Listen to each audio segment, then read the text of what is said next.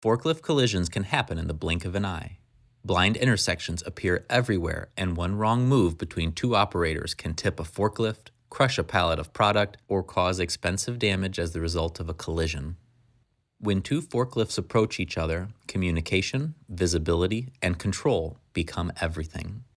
In today's video, we are reviewing the aspects of safe forklift and forklift interactions. Welcome to this Supply Chain Pros video.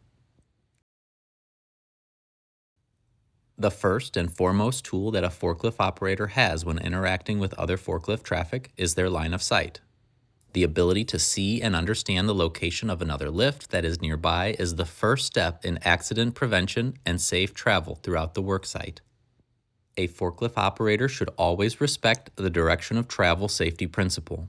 That means always looking in the direction that the lift is moving and scanning ahead for potential hazards. Forklift operators should avoid visual distractions such as checking a cell phone, reading a system scanner, or looking in one direction while traveling in another. The audible forklift horn is the second tool that a forklift operator has to understand another forklift's location. This awareness tool is dependent on the other operator's appropriate horn usage, but serves a valuable role in communication and awareness. Forklift operators should avoid driving their forklift when listening to music, radio communication, or using a cell phone so that they can understand the audible signs of nearby forklift traffic. Blind intersections occur when two aisles cross and an operator cannot see someone coming from a side aisle due to something blocking their line of sight. This most often occurs in bulk floor storage areas or in racked aisles. Blind intersections can also be created by product, building walls, equipment, and various other items that block an operator's line of sight. As the operator approaches a blind intersection, they should stop, sound the horn, use mirrors and direct line of sight to check for other equipment, and then proceed safely into the intersection. The same principles apply when operating in congested areas. Congested areas occur when there are many items blocking your line of sight near your drive path. Think about some loading or receiving docks that pre-stage tall pallets. Always drive at a reduced speed until exiting the congested area. Use your horn in short, frequent bursts to alert others of your location. Finally, always maintain control of the forklift and expect tail swing when driving in close quarters with a forklift. The right-of-way is a forklift operation principle that helps determine, without communication needed, who has priority when two forklift operators approach each other. The right-of-way is workplace-specific and can be relied upon if consistently respected at the worksite. Two common examples of the right-of-way would be a main drive aisle that spans the length of the worksite or a dock area with a high amount of forklift traffic. These are two scenarios where the traffic traveling here would be given the right-of-way status over any traffic intersecting from another area. Side rack aisles or a maintenance department corridor with a lower amount of traffic would be given a lower priority and be expected to give up the right-of-way in the event that two forklift operators approach each other from perpendicular directions. It is assumed that all forklift traffic will travel on the right side of the aisle at all times, as is generally the common traffic pattern in most countries. If a forklift operator must cross the aisle for any reason, they must stop and communicate their intentions as another forklift operator is approaching. There will be instances where two forklift operators are approaching each other in the same priority level of aisle. No one has the assumed right-of-way.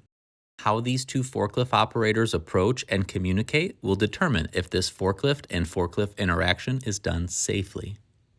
Using an example, let's say that two forklift operators are approaching each other from opposite directions and need to exit a main drive aisle into the same side rack aisle. Both operators arrive near the side aisle simultaneously. What do you think should happen next in this forklift interaction scenario?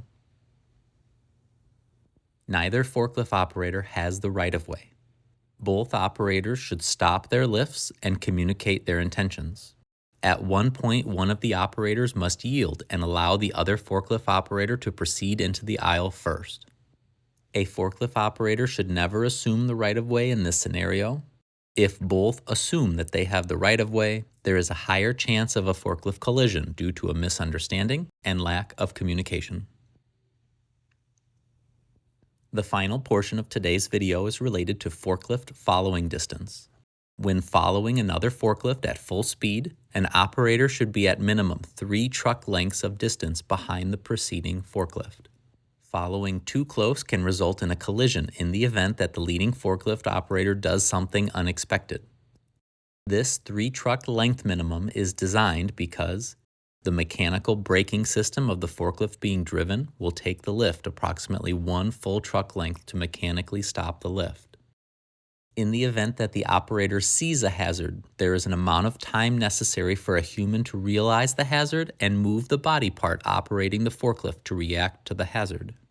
This is assumed to take approximately the same amount of time that it takes the forklift to travel 1 truck's distance. If following at 2 trucks' distance behind, the forklift operator would collide with the preceding lift. Following at 3 truck lengths behind leaves 1 extra truck length for a margin of safety. This margin of safety allows for things to go wrong, and the operator will still remain safe. In every warehouse or distribution environment, forklift to forklift interactions are inevitable, but accidents don't have to be. Safe operation always starts with awareness, first through your line of sight, and then through the audible cues from a forklift horn. When every operator stays alert, scans their travel path, and avoids distractions, everyone's chances of going home safely increase. So whether you're approaching a blind intersection, entering a congested area, or navigating through a tight aisle, the fundamentals remain the same. Slow down, look ahead, use your horn, and proceed only when it's safe to do so. These small habits can prevent big incidents. Understanding and respecting right-of-way helps remove confusion and keeps forklift traffic organized. And in those moments when the right-of-way isn't clearly assigned, communication becomes the key to preventing collisions. A simple stop, a hand signal, or a verbal call-out ensures both operators are aligned on who will move first. Finally, maintaining a proper following distance is one of the easiest ways to avoid unnecessary impacts. 3 truck lengths gives you the space needed for mechanical stopping and human reaction time. Anything less, and one unexpected moment could turn into a serious incident. Forklift safety isn't just about the equipment, it's about the people behind the controls.